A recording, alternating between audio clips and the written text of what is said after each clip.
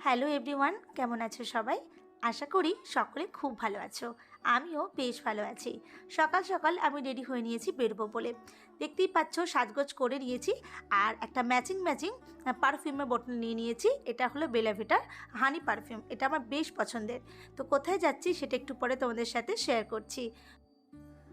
আমি রাস্তায় বেরিয়ে পড়েছি। এবার তোমাদের সাথে শেয়ার করছি আমি কোথায় যাচ্ছি। আমি চলে এসেছি দ্য সার্কেল ক্লাবে। এখানে আজ আমার একটা ইনভিটেশন আছে। তো তোমাদের সাথে শেয়ার করছি যে আমি কোথায় আসলাম, মানে কার ইনভিটেশনে আসলাম। বেশ সুন্দর সাজিয়েছে, কিন্তু আমার তো বেশ ভালোই লাগছে। আমি তো এবার চলে এসেছি ভিতরে, থার্ড ফ্লোরে চলে এসেছি। তো এই দেখো আজকে কার বিয়ে। এই যে বুঝতেই পেরেছো নিশ্চয়ই, আজ আমার বেস্ট ফ্রেন্ড অরুণিমার বিয়ে। এখন তার বৃদ্ধির অনুষ্ঠান চলছে। ওকে কিন্তু দেখতে বেশ মিষ্টি লাগছে, যদিও এর ডাকনামও কিন্তু মিষ্টি। কিছুদিন আগে কাকু চলে গেছেন, সেটা খুবই দুঃখজনক। কাকুকে পাশে রেখেই কাকিমা বসেছেন মিষ্টির বৃদ্ধির অনুষ্ঠানে। দেখতে কিন্তু খুব ভালো লাগছে, মানে মাকে কখনো বৃদ্ধির অনুষ্ঠান করতে আমি দেখিনি, এই প্রথমবার। এরপর আমরা বেরিয়ে পড়লাম, কোথায় যাচ্ছি সেটাও তোমাদের সাথে শেয়ার করছি। এখনও কিন্তু অনিমার শাঁখা পরা হয়নি, তো ভাবলাম অনিমাকে শাঁখাটা পরিয়ে নিয়ে আসি। শুধু আমি আসিনি, অনিমার সাথে ওর দিদি আর আমি আর ওর মামার মেয়েও এসেছিল। ভাবলাম অরুণিমার জীবনের এই সুন্দর মুহূর্তটাও তোমাদের সাথে শেয়ার করি। গত বছর যখন আমার বিয়ে হয়েছিল, তখনও আমার প্রত্যেকটা অনুষ্ঠানে অরুণিমা আমার পাশে ছিল। তো আমার খুব ইচ্ছে ছিল ওর প্রতিটা অনুষ্ঠানেই পাশে থাকার।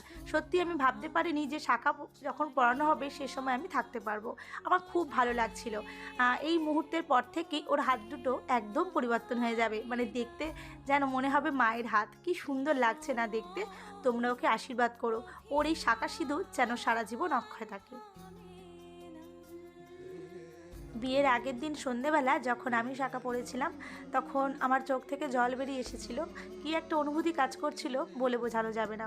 আজকে যখন ও শাঁখা পড়ছিল, আমার সেই মুহূর্তগুলোর কথা খুব বেশি করে মনে পড়ে যাচ্ছিল। খুব ভালো লাগছিল। মেয়েদের শাঁখা পড়া হাতটা দেখতেই যেন সবচেয়ে বেশি ভালো লাগে। আগেই বলেছি ওর ডাকনাম মিষ্টি, ওকে দেখতে এত মিষ্টি, কিন্তু দেখো এই সাজটার পর ওর লুকটা যেন আরও বেশি মিষ্টি হয়ে উঠেছে, যেন কতটা স্নিগ্ধ লাগছে ওকে দেখতে। শাঁখা পরানো হয়ে গেলে আমরা সেই সার্কেল ক্লাবে ফেরত চলে এলাম। দেখলাম ততক্ষণে গায়ে হলুদের তত্ত্ব চলে এসেছে এবং ও একে একে ওর শ্বশুরবাড়ির সবার সাথে পরিচয় করছে। বেশ সুন্দর লাগছে দেখতে।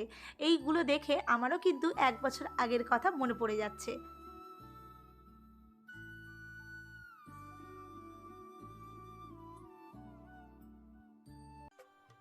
এরপর আমরা সবাই মিলে চলে এসেছি ওর যেখানে গায়ে হলুদ হবে সেখানে।